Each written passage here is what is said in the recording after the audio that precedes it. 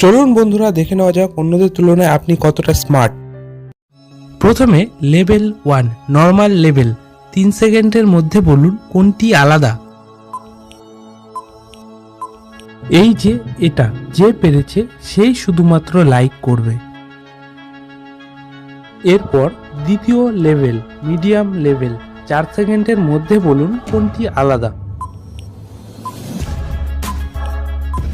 এই যে এটা যে পেরেছে সেই শুধু সাবস্ক্রাইব করবে। এরপর তৃতীয় লেভেল, এটা অনেকটাই হার্ড লেভেল। 5 সেকেন্ডের মধ্যে বলুন কোনটি আলাদা।